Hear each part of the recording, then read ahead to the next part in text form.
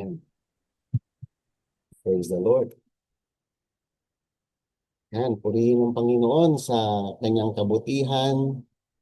Purihin siya sa kanyang mga panukala sa ating.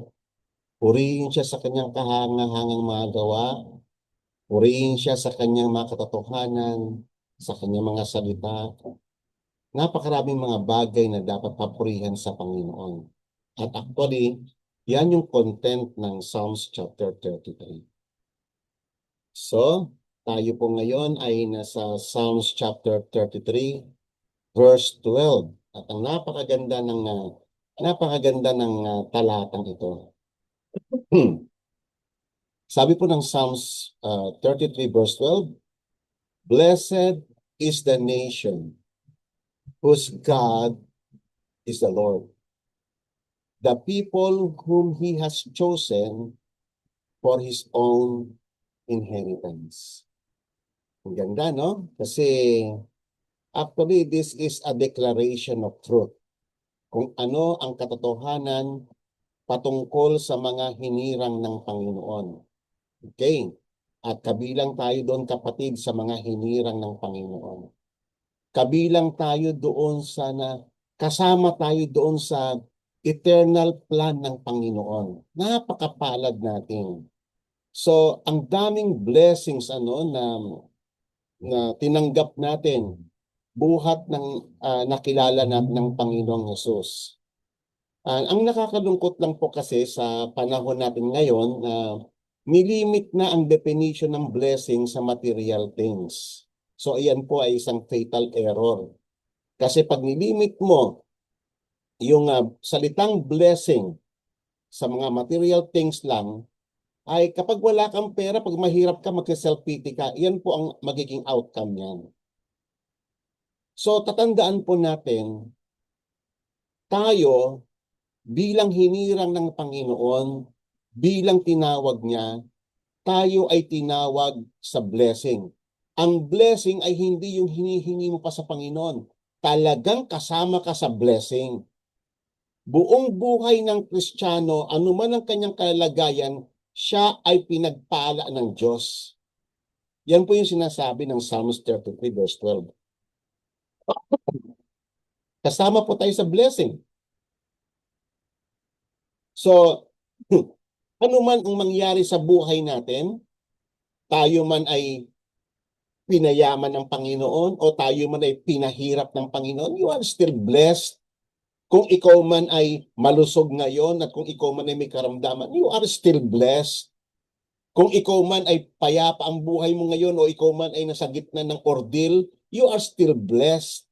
Buhay ka man o patay ka man, you are still blessed. So, yun yung mga katotohanan. Talagang we are surrounded by the blessings of the Lord. Iyan po ang Kristiyano. At iyan po yung isang heresy na tinuturo ng mga prosperity preachers na nililimit nila yung salitang blessing sa mga material things. Pag maganda ang kotse mo, pag marami kang pera, pag ikaw marami kang bahay o ari-arian, mga kapatid, hindi po ganun yon. That is a distortion of the gospel of Jesus Christ. Dito po sa sinasabi rito, ito po ay declaration ng Panginoon ng totoong kalalagayan ng kanyang bayan na hinirang niya.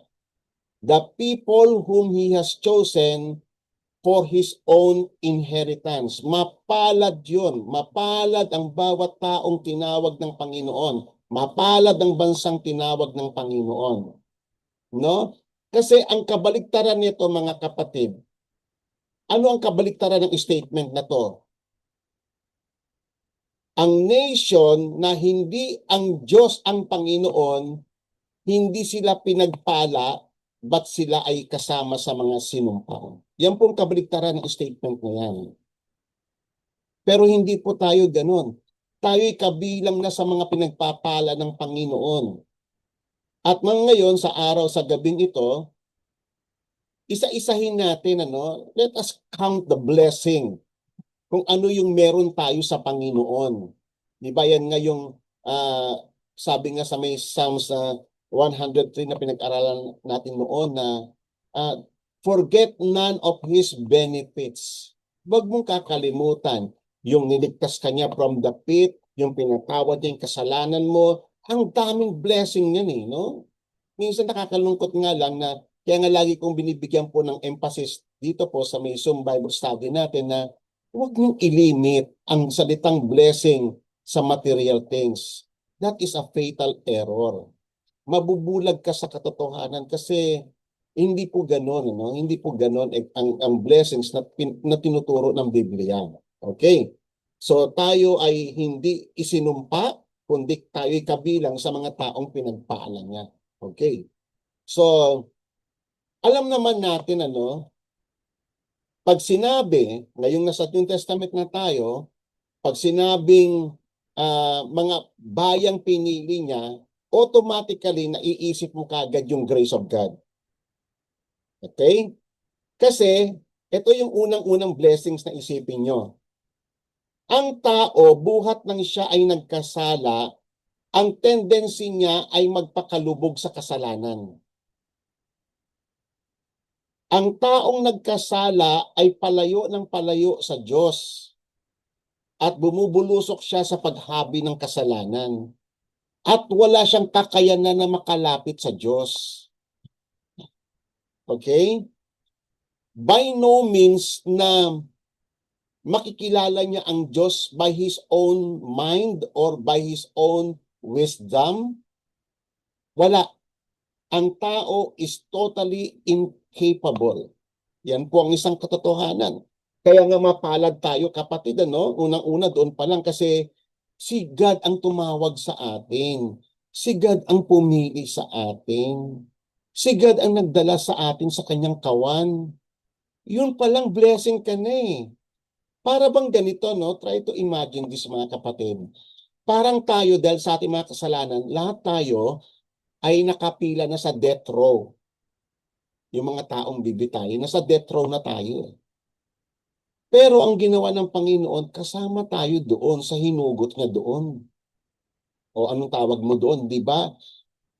It is a great blessing kasi buhay ng pinag-uusapan dyan. Malapit ka ng sentensyahan and yet pinull out ka ng Panginoon. Binigyan ka ng, kung kunyari sa presidente, presidential pardon ang tawag natin doon.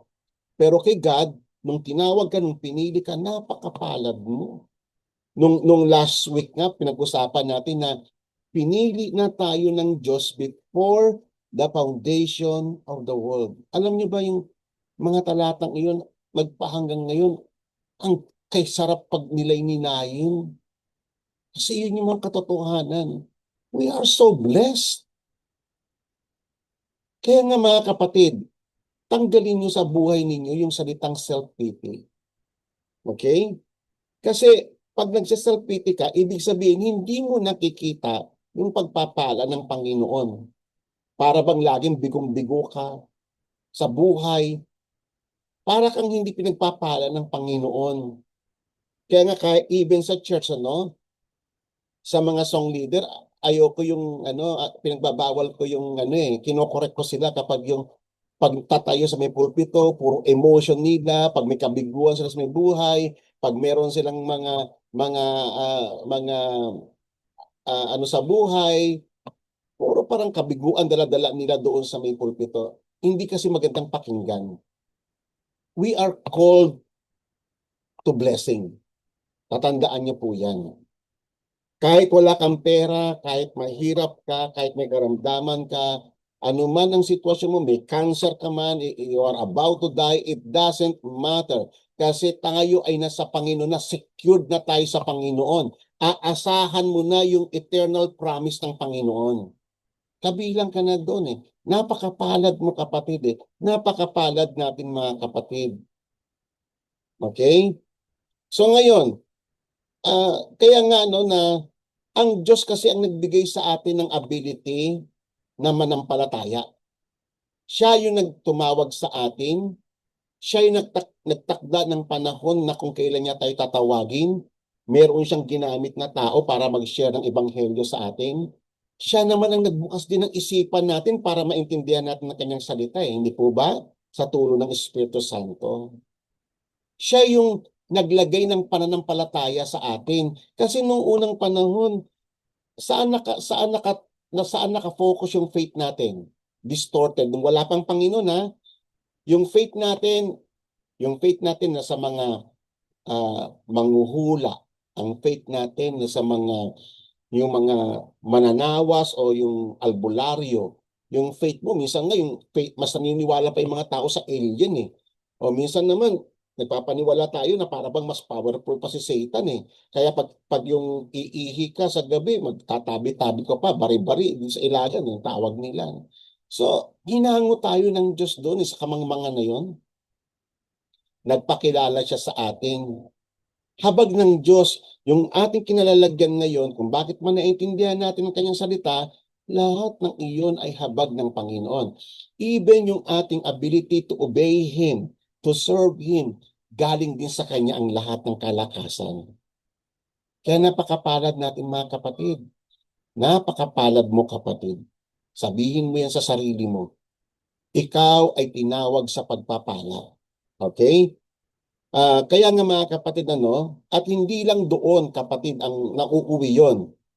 Hindi lang hanggang sa atin na yung blessing ng Diyos ay hindi lang hanggang sa atin.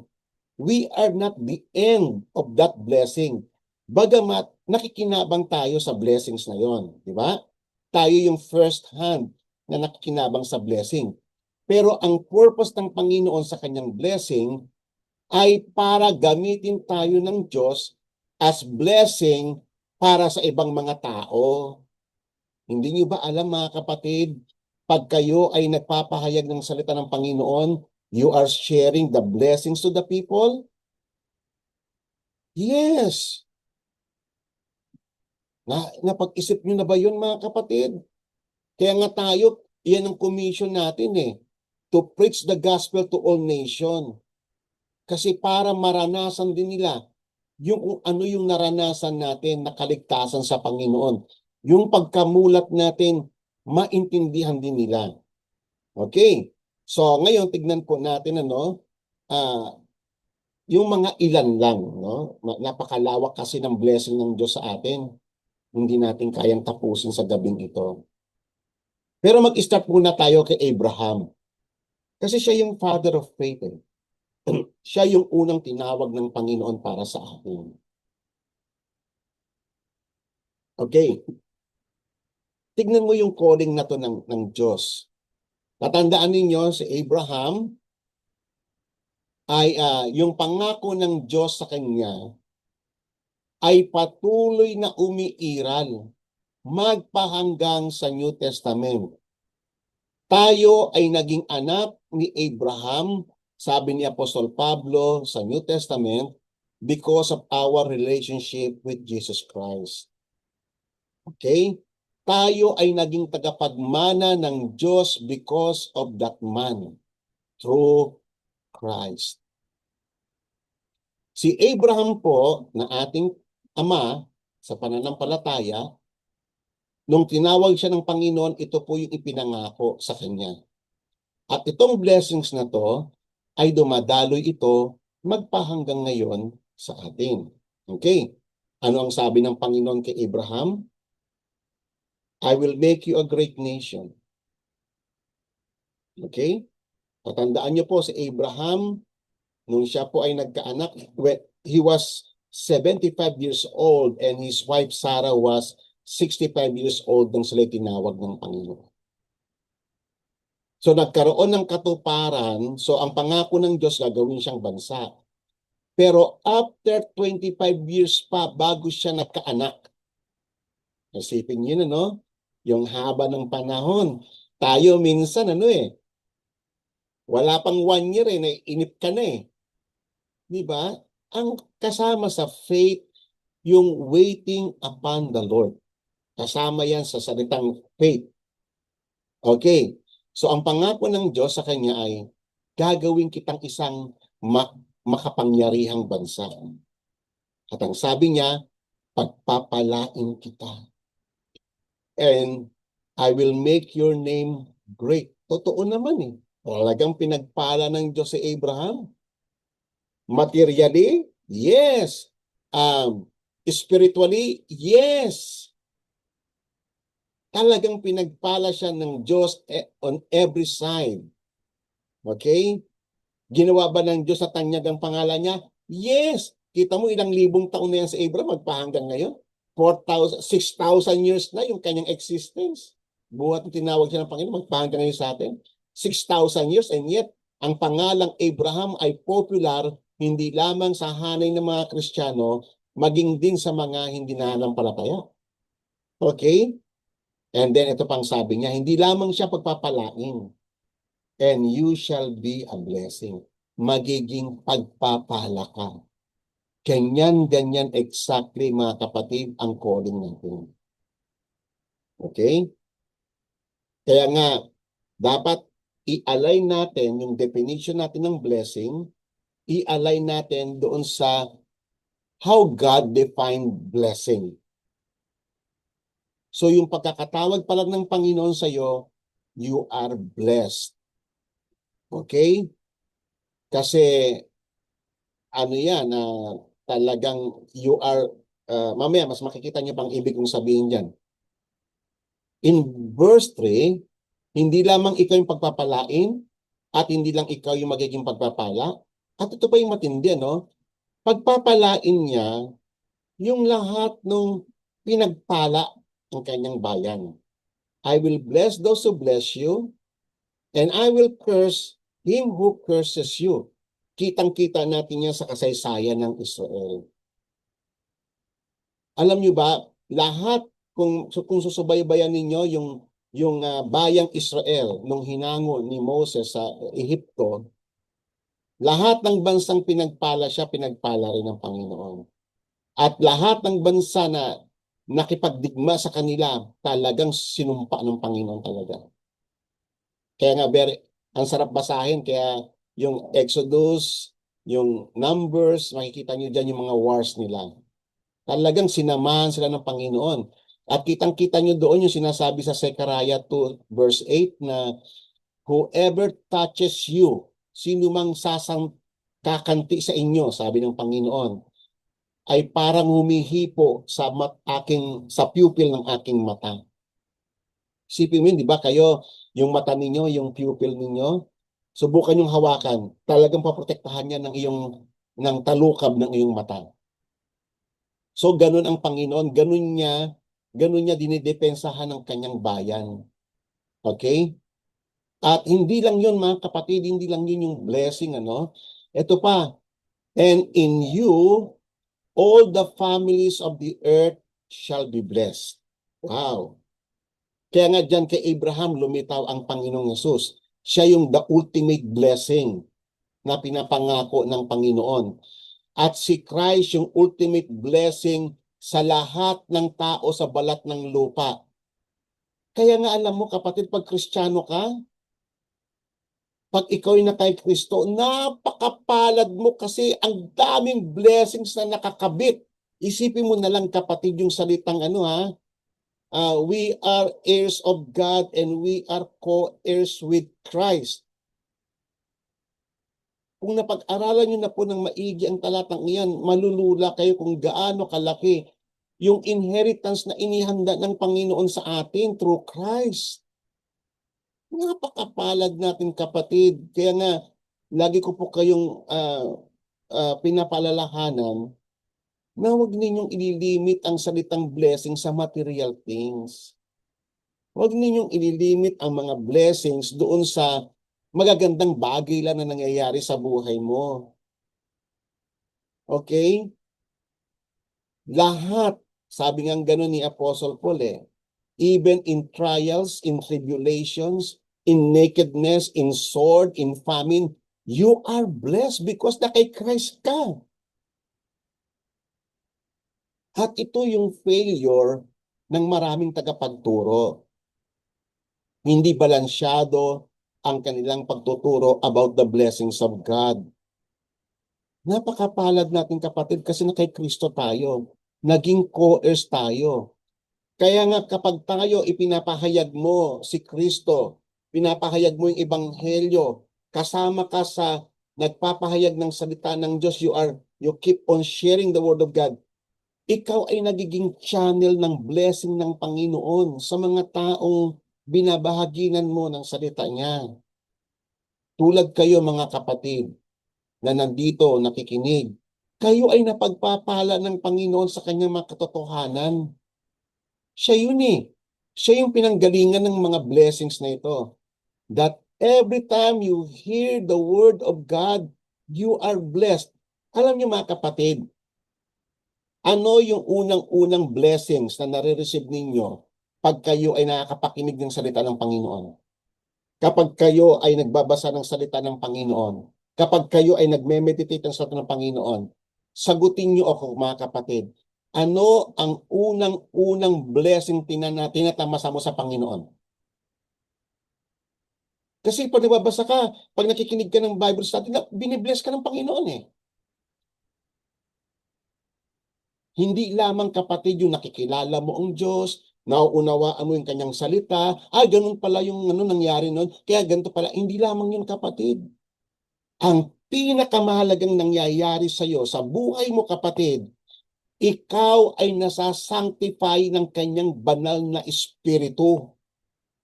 Kasi sinabi yan ng Panginoon sa John 17:17, sanctify them, O God, by your word. Amen? At sinabi rin ng Panginoong Yesus, the words that I have spoken unto you, they are spirit and they are life. Oh, nakita niyo mga kapatid, napakapalad ng mga tao na nakikinig ng salita ng Panginoon. We are so blessed in many sides. Amen? Kaya mapalad yung mga tao na sabik at puhaw sa salita ng Panginoon. Mapalad yung mga taong nagme-meditate ng kanyang salita day and night. They are blessed kasi nasasanctify sila. Alam niyo ba yung salitang sanctify? Ibig sabihin, nagtatrabaho kasi ang Holy Spirit every time na pinapahayag ang salita ng Diyos. Nagtatrabaho ang Holy Spirit sa buhay ng mga nakikinig. At unti-unting ilalalapat ang kailang buhay sa larawan ng Panginoon. Unti-unting na itatama at naiugnay sila sa katotohanan ng Panginoong Yesus sa pamamagitan ng faithful preaching of the Word of God. Amen po ba? Kayo ba'y mga pinagpala ng Diyos kahit wala kang pera? Kahit ang bahay mo barong-barong lang? Kahit ang ulam mo tuyo lang? Amen? Kahit wala kang pera sa bangko, you are blessed. Tandaan niyo po yan kapatid. Amen? We are destined for blessing. Iyan si Abraham eh. At ganyan din tayo. We are destined for blessing and we will become a blessing to all the people around us. Kaya nga pag ikaw faithful ka sa trabaho mo, kunyari, ikaw ay isa kang head ng isang department and then you share yung mga virtues na natutunan mo sa Panginoon sa mga nasasakupan mo, mapalad yung mga iyon kasi mga godly advice yung naibabahagi mo. Amen? Yung ating morality, mga kapatid, ay isa sa mga blessing ng Panginoon. Alam nyo ba mga kapatid tayo, dahil sa Espiritu Santo, isa sa mga major work ng Holy Spirit sa atin ay yung tayo ay na-tame ng Holy Spirit. Tignan ninyo yung ibang mga tao sa paligid ninyo, yung mga co-employees ninyo.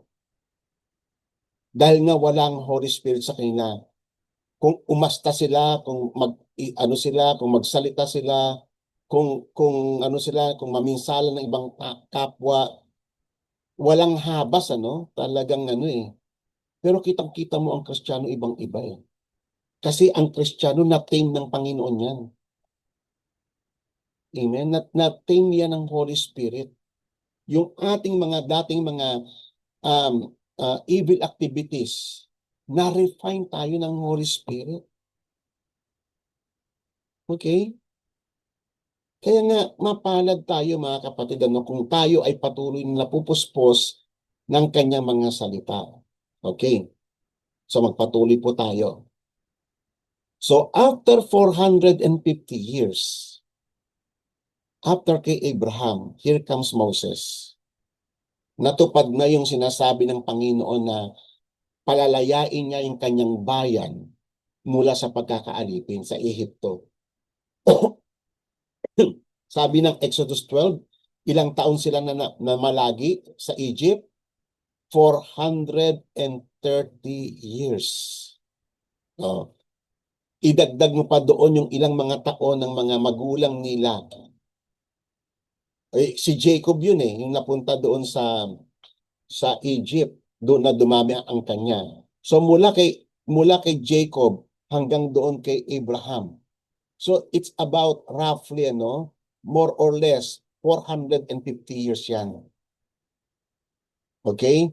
So sabi ng Panginoon sa kanya, nung dumating na yung time na to, sabi niya, nung matapos silang hanguin sa Ehipto, sabi niya, kung makikinig kayo sa aking mga salita, at kayo ay magiging tapat sa aking tipan, sa aking covenant, then you shall be my own possession. Wow.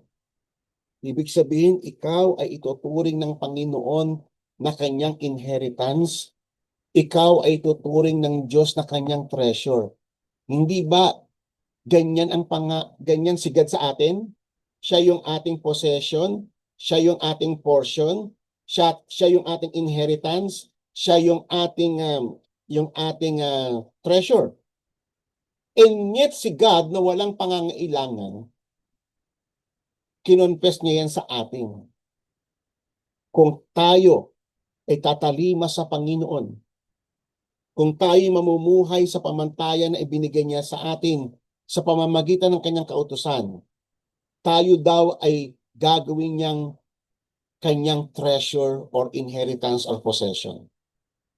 Sapagkat sabi ng Panginoon, ako ang may-ari ng lahat ng bagay sa ibabaw ng daigdig sapagkat ako ang lumikha dito.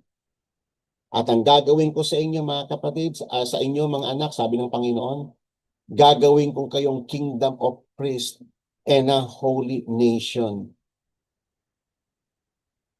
Amen? Actually, ganyan din yung sinabi sa atin sa New Testament through Apostle Paul, Peter. You are a royal priesthood, a holy nation, a people for His own possession. Amen? So, ibig sabihin, itong promise na to ay nagpatuloy sa lahat ng manampalataya kay Kristo. Itong mga, sabi nga ni Apostle Paul sa 1 Corinthians chapter 10, yung account ng Israel, it was written for our admonition. Para maintindihan natin kung papaano tinawag ng Panginoon ang bansang Israel, ganun din tayo tinatawag ng Panginoong Hesus. Under kay Christ. Under sa biyaya ng Panginoong Hesus. Amen? Napakapalad natin. Napabilang ka dyan. Sino ka ba dati? Yung tawagin ka nga lang anak ng Diyos. Kaya nga, sabi nga sa may 1 John chapter 3, Sabing gano'n na, what a manner of love that God has bestowed upon me, that He called us children of God. What a manner of love. Napakalaki ng pag-ibig na iniukol ng Diyos sa atin nung tawagin kanyang anak ng Diyos.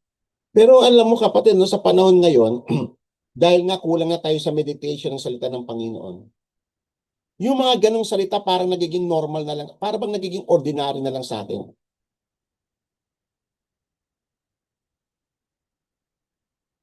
Ang ibig kong sabihin, Parang wala nang dating sa atin ang pagiging anak ng Diyos. Kaya nga mainam kapatid na pag-aralan muli natin ang salita ng Panginoon, pagbulay-bulayan natin kung bakit tayo tinawag na blessed. Blessed are the nations whose God is the Lord, the people whom He has chosen for His own possession. Napakapalad natin kapatid. Napakapalad mo pag taglay-taglay mo yung salitang Kristiyano. Sapagkat tayo lang yung pinagkalooban ng Diyos ng karapatan na maging anak ng Diyos. Maraming tumatawag sa Diyos na tatay niya sila si God. Pero sabi ni God, I do not know you. Pero sa atin, ano ang tawag ng Panginoon sa atin? Beloved. Pinakamamahal ng Panginoon. Inibig niya tayo, bagamat hindi tayo karapat-dapat. Isipin niyo po yan, kapatid. We are not worthy of all things that God has bestowed upon us through Christ. Lahat ng ito ay biyaya lamang ng Diyos sa atin. You are so blessed, kapatid. Kailangang makintal yan sa iyong puso't isipan. Okay? You are so blessed. Nataglay mo ang pangalan ng Diyos, na tinawag ka na anak ng Diyos, sapagkat dati tayo ay anak ng demonyo. Dati ang kalarawan natin ay si Satan. Pero ngayon hinuhubog na tayo ng Espiritu Santo na maging kalarawan ni Kristo. Kaya napakahalaga yung trabahong sanctification. Dati, sabi sa Ephesians chapter 2, we are the people, the sons of disobedience. Wala tayong alam kung hindi i-disobey ang salita ng Panginoong Yesus. Sinabi rin ni Apostle Paul sa Ephesians chapter 2, and by nature we were children of wrath. Yan tayo mga taong kinapupuotan ng Diyos. But now hindi na ganun, kapatid. We are so blessed. Ang Diyos nakangiti na sa atin. Tinatawag niya na tayong mga anak ko, mga pinakamamahal ko. Isipin mo yung, kapatid. Kaya tanggalin mo ang pagsiself-pity, kapatid, sa iyong buhay. Ano man ang iyong kalalagayan, mapalad ka, tinawag ka ng Diyos sa kanyang presensya. Amen?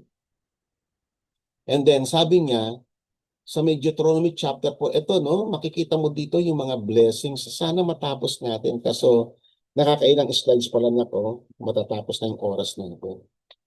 Ayoko naman po kasi magmadali. Mas maganda kasi yung pag dinayinayin natin, pag muni-munihin natin yung katotohanan ito. Okay? Para muling manariwa yung ating diwa sa pagkakahirang ng Panginoon sa atin. Sabi sa Deuteronomy chapter 4, see, I have taught you decrees and laws as the Lord my God has commanded me, so that you may follow them in the land where you are entering to take possession of it. Alam niyo mga kapatid, unang-una, kanino ba binigay ng Diyos ang kanyang mga law, ang kanyang kautusan? Binigay niya ba yan sa mga pagan? Hindi. Sa kanyang bayan niya lang niyang binigay. At alam mo ba yung kanyang law, ang effect niyan sa atin, kasi ang law ng Panginoon, itinuturo niya what is right and what is wrong. Tinuturo niya ang kabanalan. Tinuturo niya kung paano lumakad sa Panginoon. Paano ma-please ang Panginoon. Iyan yun yung law of God Kaya makikita mo, in summary, kung ano ang law ng Panginoon, iyan, makikita mo kung sino ang Diyos mo, yung kanyang character. Makikita mo dyan sa may Bible, sa law.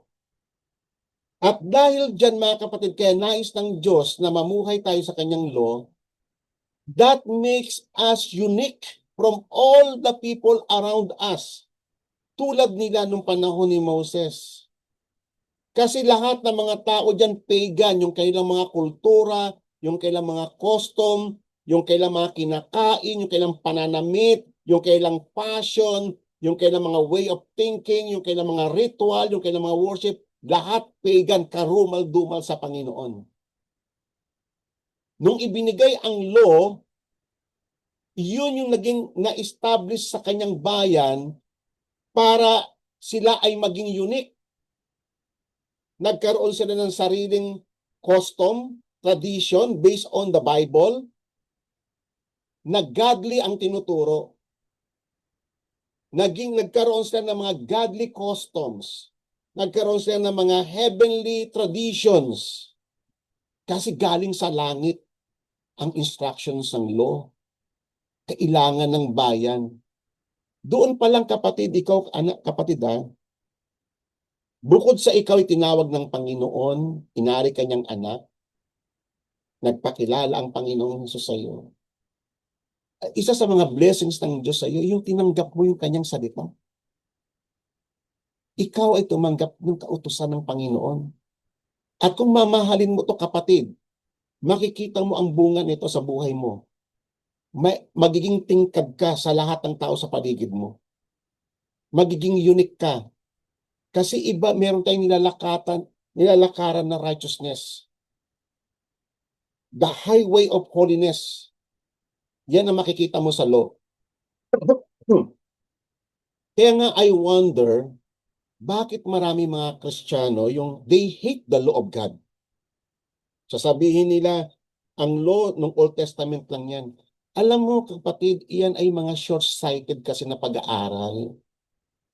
Minsan, sinabi lang kasi ng pastor nila na gano'n, hindi naman nila sinuri, sinabi na rin nila.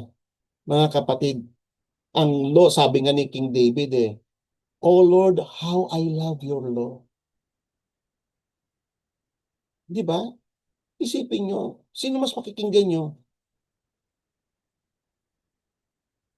Si David, na the man after God's own heart, kaya siya binansagan ng ganun dahil mahal na mahal niya ang salita ng Panginoon, ang kautusan ng Panginoon. And then yung mga modern pastor ngayon, sasabihin nila, di, wala na yan, wala nang ganun yan. Ay naku, nakakalungkot. Kawawa yung church, yung mga congregation na makakapakinig ng ganun. Kanina, kinanta natin yung Psalms 19. Ang ganda, di ba? Yun yung mga benefits ng law. Kaya nga sabi nga rito in verse 6, observe them carefully, for this will show you wisdom. Wow! And understanding. Makakapag-isip ka ng tama. Magkakaroon ka ng karunungan if you study the law. Amen? Kasi iyan yung mind of Christ Alam nyo ba, ang law ay mind of Christ. Babalaan ka niyan kung ano yung masama at kung ano yung mabuti sa paningin ng Panginoon. It is wisdom. Ikaw ay makapag-iisip na mas tama, mas above sa mga taong matatalino sa balat ng lupa. It is your wisdom and your understanding. To the nations who will hear about all the decrees and say, surely this great nation is a wise and understanding people. Nakita niyo kapatid, yung impact ng law. Kaya pag ikaw meron kang negative attitude sa law ng Panginoon, kinain mo, yung napakinggan mo sa yung kapwa Kristiyano o sa isang pastor, na hilaw yung pagkakaunawa nila. And then pinaniwalaan mo yun, itinuro mo. Kaya nga sabi ng Panginoong Hesus, sa unang-unang mga panahon ng kanyang ministry, I did not come to abolish the law, but to fulfill it. Mapalad yung mga taong magtuturo nito kasi ituturing sila na dakila sa kaharian ng Panginoon. Pero yung mga tao na hindi nila ito papahalagahan, ituturing na least sa kanyang kingdom. Hindi ba yung sufficient na warning for all of us? Kaya yung mga Kristiyanong, they hate the law of God. Managot sila sa Panginoon. Hilaw Hilaw yung kanilang pagkakaunawa. Hindi na i-aral ng maigi kung gaano kahalaga. Kasi ang issue lang naman, mga kapatid, ang issue na sinettle ni Apostle Paul ay yung naging attitude kasi ng mga Pariseyo, ng mga eskriba, ng mga Saduseyo sa law, na by their good deeds, na i-earn nila yung salvation nila. Amen? Iyon lang naman yung issue eh. At saka yung punishment, na applicable pa ba yung mga punishment sa atin? Lahat ng iyon, inako yun ni Christ sa cross. Kaya nga tayo ay nai-redeem from the curse. Pero walang sinasabi si Christ na huwag niyong pag-aralan ng law. Iyan ang magbibigay ng distinction sa inyo. Iyan ang mag-aangat sa inyo. Karunungan niyo yan. Pangunawa niyo yan. Advantage niyo yan. Yan ang sinasabi ng Panginoong Hesus. At hindi lang yun, kapatid, ang sinabi ng Panginoon. Sa may verse 7 and 8, ganitong sinabi ng Panginoon.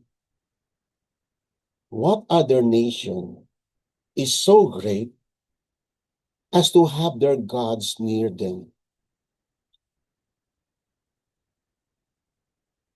The way the Lord our God is near us whenever we pray Him. Wow! Grabe, hindi po ba?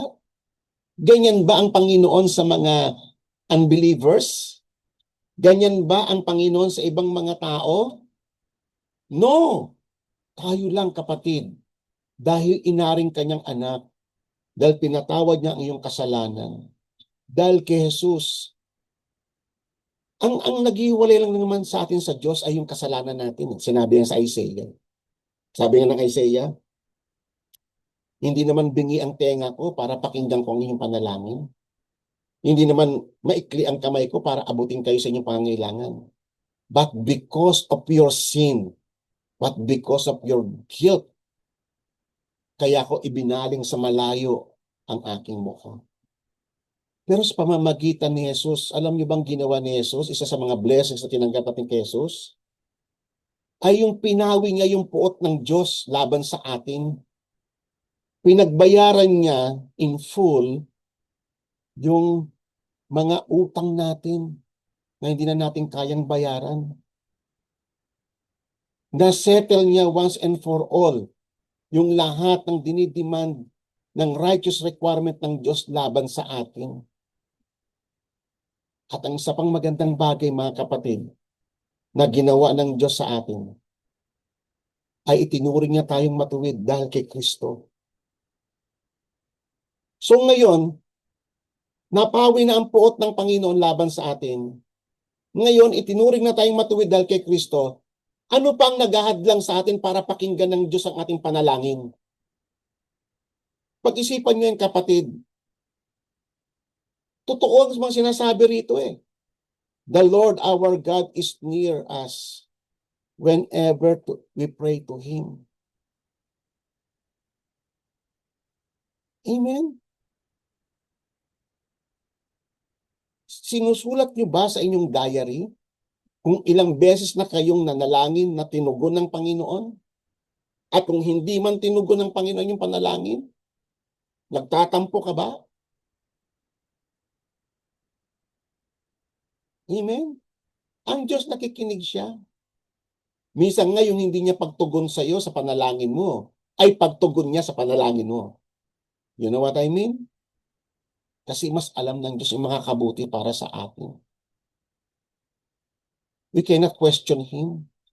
We cannot put God into a box, to our own box, to our limited context. Si God hindi siya nag-a-act sa kalendaryo natin. Nag-a-act siya sa kanyang sariling kalendaryo. At lahat ng pakikitungo ng Diyos sa atin ay habag niya sa atin. Ginawa ito lahat ng Panginoon dahil minahal niya tayo. Hindi dahil sa tayo ay mga taong mababait. Hindi. Sabi nga ni God, mga worse kayo. Lalo na tayo, mga Gentiles. Amen? Sipin niyo, kapatid, pag muni-munihin ninyo yung verse na ito, yan ay isang katotohanan. So far, nakakailang slides pa lang tayo. Marami na tayong nakikita ng mga blessings ng Diyos. Mapalad tayo. We are so blessed. We are blessed by God on every side. Tandaan niyo po yan. And what other nation is so great as to have such a righteous decrees and laws as this body of laws I am setting before you today? Isipin yung kapatid, recipient ka ng righteous decrees ng Panginoon, recipient ka ng righteous law ng holy law of God, and then sasabihin lang ng mga pastor ngayon, wala na yan, tapos na yan. Nakakalungkot. Actually, narinig ko minsan yung mga member nila magsalita eh. Wala na, ligaw na eh. Kulang sa pag-aaral. Hindi nila na-contemplate ng maigi. Righteous decree yan eh. That is holy law. Sinabi ni Apostle Paul sa New Testament. The law is holy. Amen? Pangit ang law sa mga lawbreakers. Pero sa atin naman nagmamahal sa Panginoon, sa lumalakad sa ipamantayan, napakaganda ng law ng Panginoon. Napakaganda. Tatandaan nyo, ang issue lang naman dyan, ang law ay hindi siya basis ng salvation. Kasi ang basis ng salvation natin ay si Christ. Yung finished work ni Christ on the cross. And we receive all the benefits na meron tayo. Tulad ng mga nabanggit ko sa inyo kanina. Okay. And then dinugtong niya pa in verse 9. Then sabi niya, only be careful and watch yourselves closely, that you do not forget these things. Your eyes have seen, or let them slip from your heart. Huwag niyo nga hayaan na malingat ang inyong mga paningin at ang inyong puso sa kanyang mga kautusan. Habang kayo nabubuhay, teach them to your children and their children after them. Sa halip na maging negative ka sa law ng Panginoon, kung gusto mo na mag-prosper ang anak mo, mas maging matatalino mga tao, maging great man sila, gaya ng sinasabi sa ito, ituro mo sa kanila ang mga batas ng Panginoon. Ituro mo sa kanila ang judgments ng Panginoon.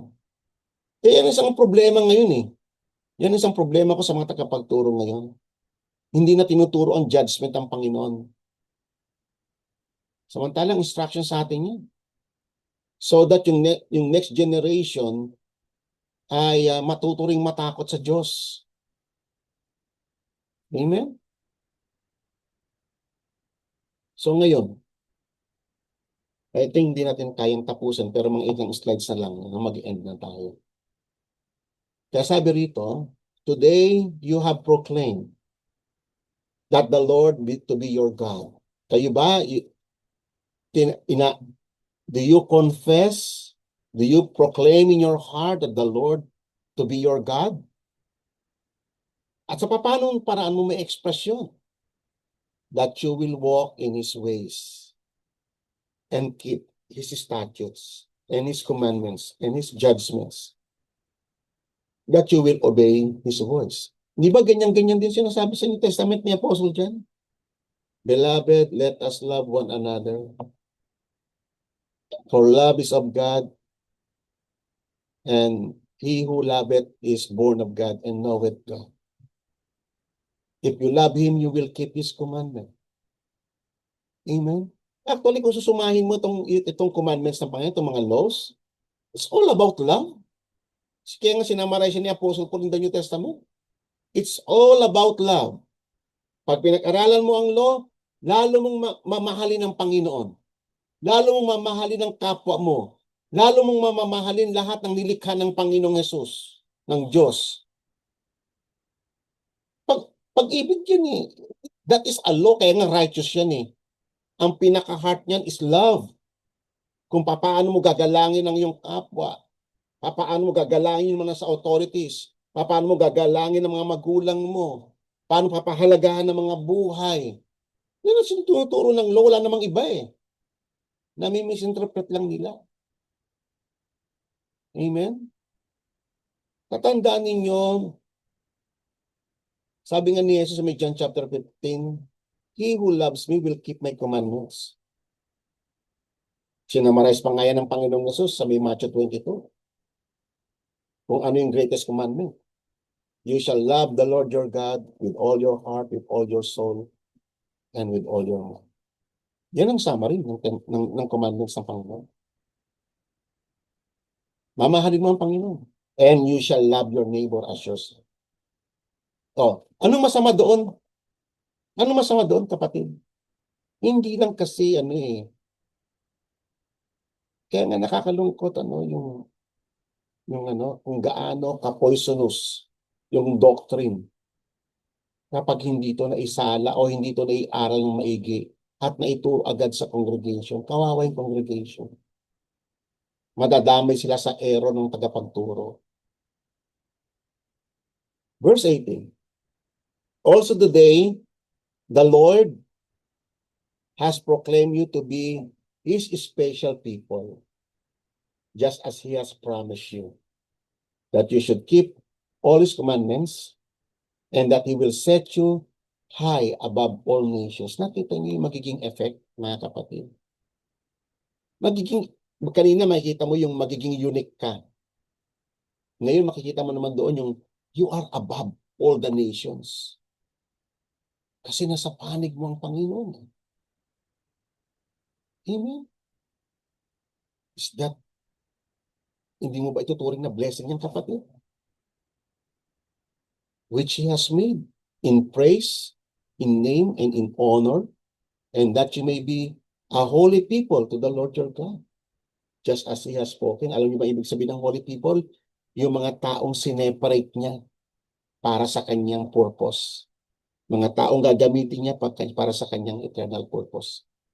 Hindi niya yun ginawa sa iba, sa atin niya lang yung ginawa sa kanyang bayan. Kaya nasabi ng Panginoon, the Lord will establish you as a holy people to Himself, just as He has sworn to you. If you keep the commandments of the Lord your God and walk in His ways, then all the peoples of the earth shall see you are called by the name of the Lord, and they shall be afraid of Him.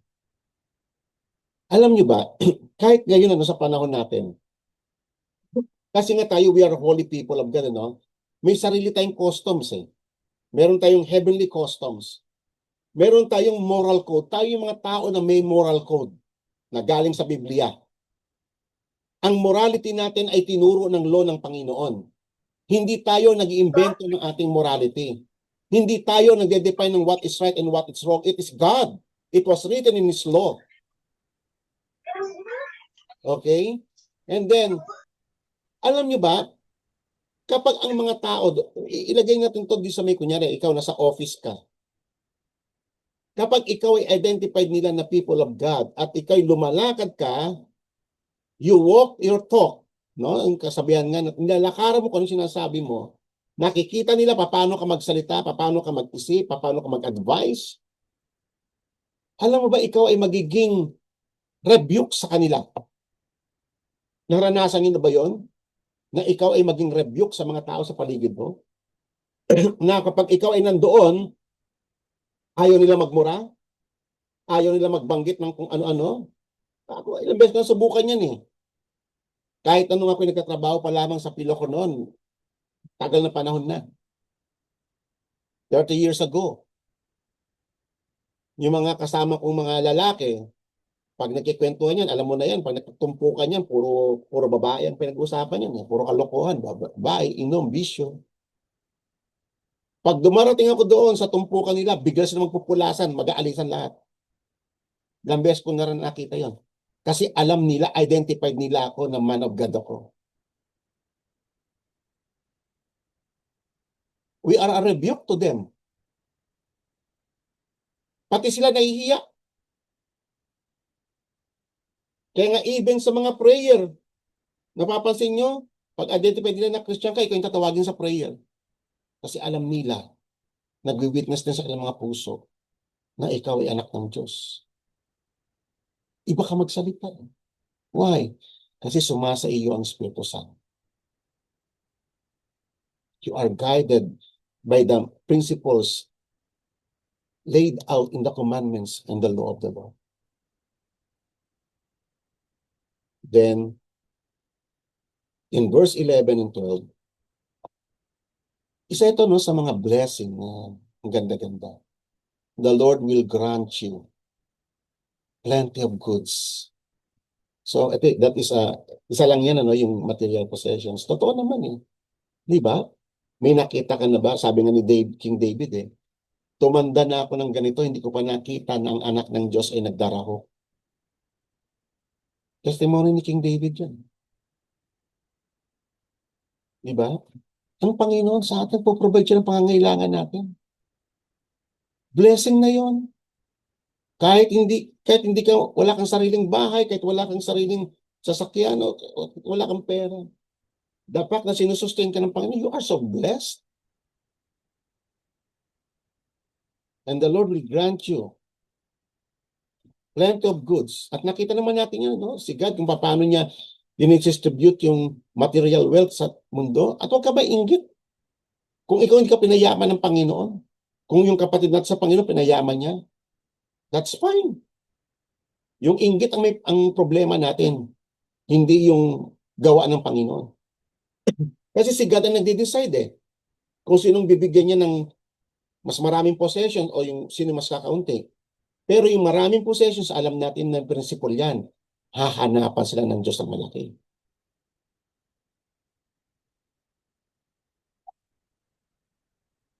At kung ikaw naman, pinagkalooban ka ng maikli, ng kaunti, huwag ka magtatampo sa Diyos. Bakit? Kasi alam ng Diyos yung makakabuti sa iyo yun. Kasi pag baka binigyan ka niya ng marami, baka makalimutan mo si God eh. Hindi po ba? Matuwid ang Diyos eh. Mas alam niya kung ano yung makakabuti para sa atin. Kaya huwag tayong magtatantrum sa buhay. Pagpapalain ka ni God, kung hindi ka man niya pinagpala sa material things, pagpapalain ka ni God sa ibang bagay. Mag-excel ka sa ibang area ng buhay. O, in the fruit of your body, in the increase of your livestock, in the produce of your ground. Kung ano mang way, meron at merong paraan ang Diyos na para pagpalain ka niya. Pero itong mga bagay na to ay mga list lamang sa blessings ng Diyos sa atin. Ito yung mga material things, temporal things na lumilipas. Ang pinakamahalaga kapatid, yung blessings na naghahatid sa atin sa eternal. Doon yung i-measure ang buhay. In the land which the Lord swore to your fathers to give you, the Lord will open to his good treasure, the heavens, to give rain to your land in its season, to bless all the work of your hand. Di ba? Ang Panginoon talagang, He is all righteous. You cannot question His ways. Maraming paraan ang Diyos na pagpalain niya tayo. Di ba? Kunyari, pinagkalooban ka ng Diyos ng kakayanan na i-administer ang church faithfully. That is a blessing. Ikaw ay binigyan ka ng Diyos ng pang-unawa, understanding. That is a blessing. Ikaw ay binigyan ka ng Diyos ng kakayanan to encourage people. That is a blessing. Lahat yung blessing eh. You shall lend to many nations, but you shall not borrow. O kung wala ka man kakayanan na binigay ng Diyos sa'yo na magpapahiram sa ibang bagay pagpapalain ka ng Panginoon. Amen? And the Lord will make you the head and not the tail. Actually, ganyan talaga. In the end, ganyan talaga mangyayari sa atin. Kasi talagang tayo, alam niyo mga kapatid, kung titignan niyo in a broad perspective, ang mga hinirang ng Diyos ang magmamana ng daigdig na to. Doon papuntang history. Ang mga masasama na kasalukuyang nanunungkulan, nakikita niyong sila yung mga inventor, professor, someday they will all perish. Pag na-establish ang kingdom of God, habang na-establish ang kingdom of God, nagpo-progress din ang lahat ng bagay. Doon papunta ang lahat ng kasaysayan. Kasi naitakdan ng Panginoon Diyos yan. And you shall be above only and not to be beneath. Kung hindi mo man ito nakikita ngayon kapatid, o maghintay lang tayo sa Panginoon. Darating yan in His time. If you heed the commandment of the Lord your God, which I command you today, and are careful to observe them, So you shall not turn aside from any of the words which I commanded you today, to the right or to the left. So nakita niyo mga kapatid, no, laging nandoon yung commandment ng Panginoon. Kasi nais ng Diyos na maisentro natin ang ating puso sa kanyang mga kautusan. Kasi ang law ng Panginoon, in one simple explanation, ang law ng Panginoon ay means ni God to sanctify us para tayo ay maikonform sa kanyang image. Tandaan niyo po yan. Kaya pag ikaw negative ka sa law ng Panginoon, you deny yourself of sanctification. Yan po ang consequence niyo. But if you love the Lord, if you love His law, and lumalakad ka sa biyaya niya rin, kasi you cannot keep the law apart from the help of the Holy Spirit, then the Lord will reward you. Okay. Alam naman ng Diyos na walang, kung saganang lakas natin, hindi talaga tayo papasay, no?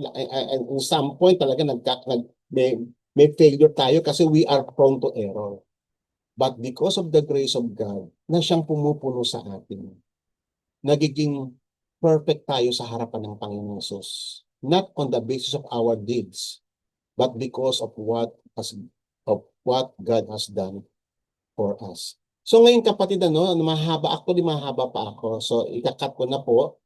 Anyway, yung idea ng kung paano, kung bakit mapalad ang kanyang bayan, ay somehow nailatag natin yung mga ilang katotohanan. So, purihin ng Panginoon, hindi po ba mga kapatid?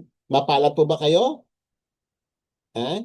Kahit wala kayong pera, kahit kayo ay wala kayong kahit kayo may karamdaman kayo, kahit kayo ay ganito ngayon ang kinasasadlakan mo, mapalad tayo kapatid. Huwag niyo pong tatanggalin niyo sa puso niyo. You are so blessed. Amen? You are so blessed. We are blessed on every side ng ating buhay. Amen? Tignan mo na lamang yung pamilyang binigay sa'yo, yung kalusugan na meron ka, you still breath, di ba?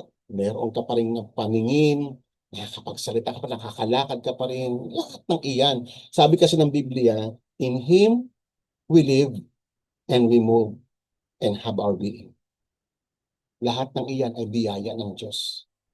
Sa pagkagising mo pa lamang sa umaga, na meron kang ulirat, hindi kinuha ng Diyos ang buhay mo sa tutulog ka. Alam naman natin nangyayari lahat yan. We are so blessed. Amen? Salamat sa Panginoon, tayo pong lahat ay manalangin. Ama, napakabuti mo sa amin. Napakabuti mo sa amin, Panginoon.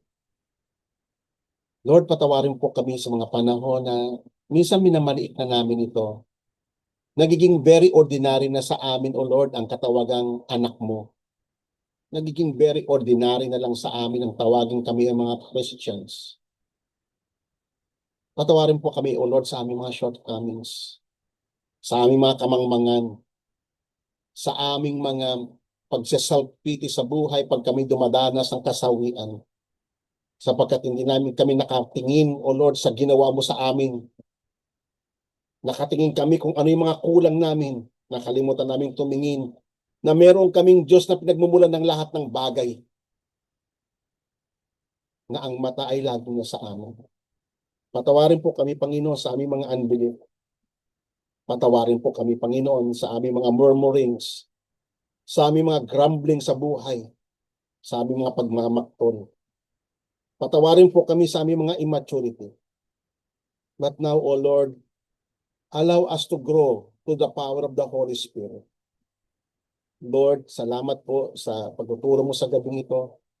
Nawa patuloy mo kaming kahabagan at patuloy mo kaming turuan, Panginoon, na makilala ka ng lubusan kung sino ka sa aming buhay.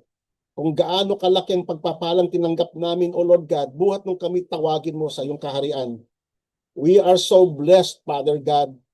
We thank you for the life that you have given us, O Lord.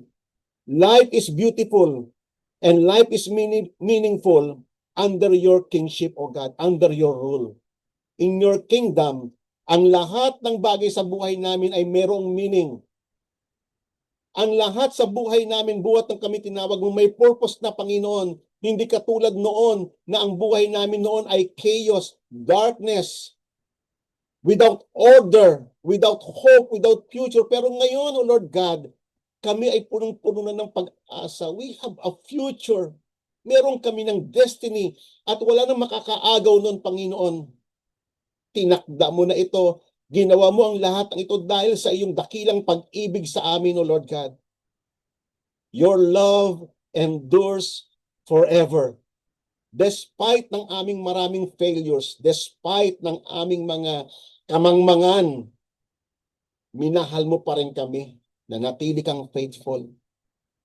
Lord, sa gabing ito, buksan mo po ang puso't isipan ng iyong mga anak nang makita nila kung gaano kayaman ang pag-ibig at kayamanang tinanggap namin sa iyo na hindi namin kayang malirip, na hindi namin kayang mapagtanto ng aming mga payak na pag-iisip.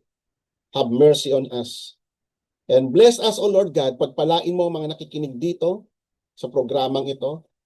Pagpalain mo yung mga pastors, O Lord God, na humahawak ng mga congregations. Samahan mo sila, Panginoon. Nawa, O Lord, maging pagpapala kami sa marami mga tao for your glory and for your honor. Bless us, O Lord God. In Jesus' name we pray. Amen.